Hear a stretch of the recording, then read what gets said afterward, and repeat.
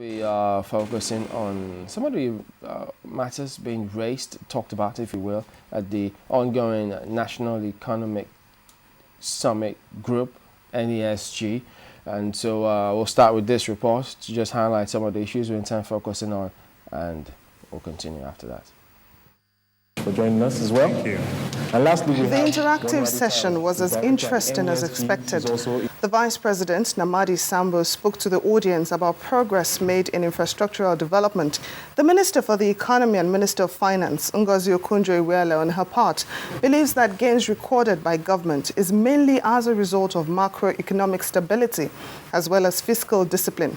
Now we are addressing agriculture as a business, and we are taking all the value chains of agricultural production, and we believe in this direction we will address the issue and improve our agricultural production.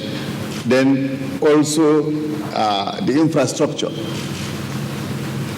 We want to create a situation where agriculture will be throughout the year, as against what we have today, only during the rainy season. We have brought a measure as a government of macroeconomic stability, and that is because we've also introduced a measure of fiscal discipline that was better than what was there. As a result of that, if you talk to the governor of the central bank with whom I work, the fact that reserves are climbing now is not a miracle. It happens because of greater proper fiscal management. We now have about 9 billion in the excess crude account. Of course, we'll use some of it for paying some of the oil subsidies, but we've managed to save that. Last year, it was 4 billion. We are now at more than double. We also have the Sovereign Wealth Fund, as you said. While the two government officials are upbeat about the strides achieved by government, potential investors in the economy have their fears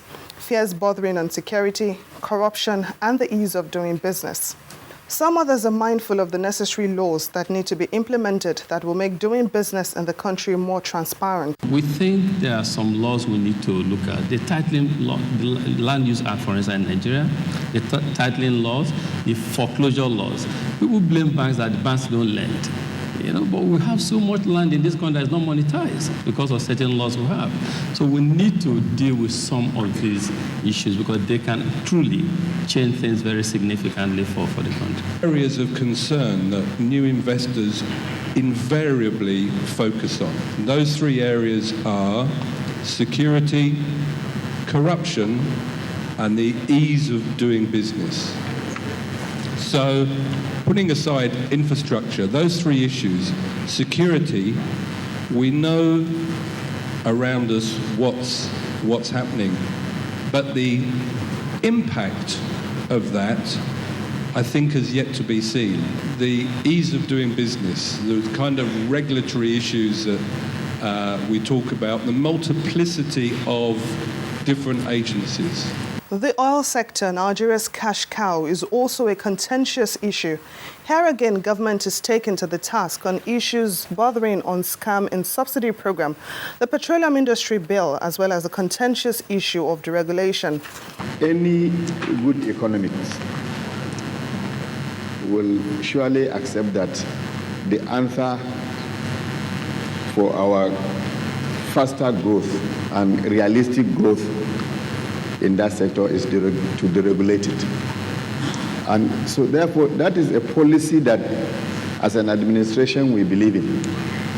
We have done thorough forensic work.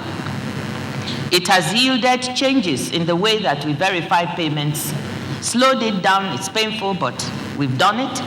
We have found out how many of such claims or how much is fraudulent. We have clawed back some of the money now, about 29 billion. We're prosecuting some of the people, and we've continued to pay marketers whose claims have been verified. We have never stopped paying because, all this issue about, queues and so on. Of course, sometimes the marketers have said, unless you pay us, we are not going to bring in oil. But we have not yielded to any of that kind of stress. or even blackmail or threats. We've continued to do our work, and we will continue to pay those who are clean.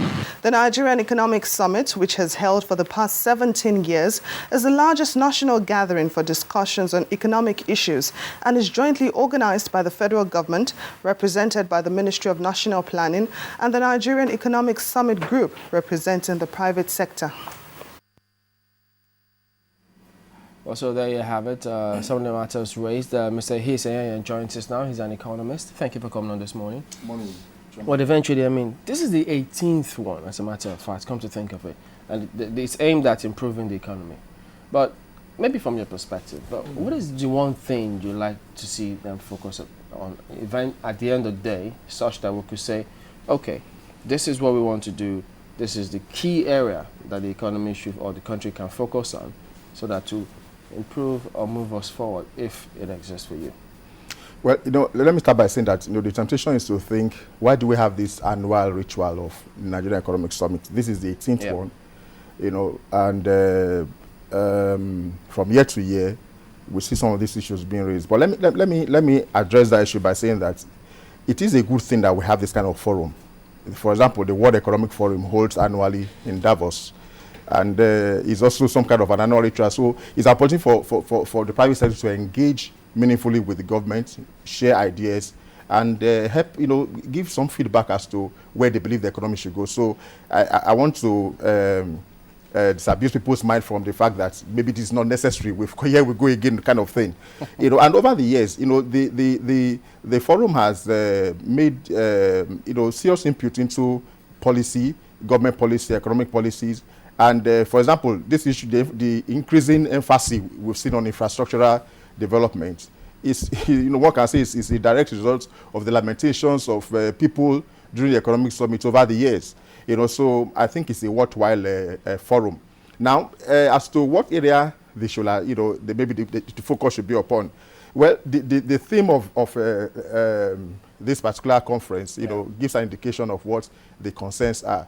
Issues about governance, issues about regulation and all that. So I think that theme, gives you an idea of maybe what the emphasis is this time around for, because I've had the opportunity to be part of the technical committee in planning at least the last economic summit. So I know what goes into the kind of engagement that goes into deciding what is the theme and what should be the emphasis. So this is a product of the feedback, the feeling, the pulse of the business community, but the thing to say is that, at the end of the day, all this really boils down to how the government implements the ideas that are proposed. In the last 2 years, at least in the government of President Jonathan, every time the summit takes place, there's actually a paper presented to the Federal Executive Council where they discuss the recommendations and put in place structures to implement them. So I commend the present government that they've elevated the outcome of the summit from just another talk shop to a situation where the feedback is taken to the council for discussion and for implementation by the relevant agencies. Now, maybe I don't want to run ahead of us, because I'm sure some of the issues that have been raised in the conference we readily come to mind. For instance, the minister says we've achieved macroeconomic stability. That is debatable, because and the issue of fiscal discipline is also debatable. If the legislators are lamenting poor implementation of the budget, and then you say there's a greater accretion to the foreign exchange reserves, and you've achieved fiscal discipline, then one wonders, okay, was the strategy not to implement the budget so that we have a greater saving,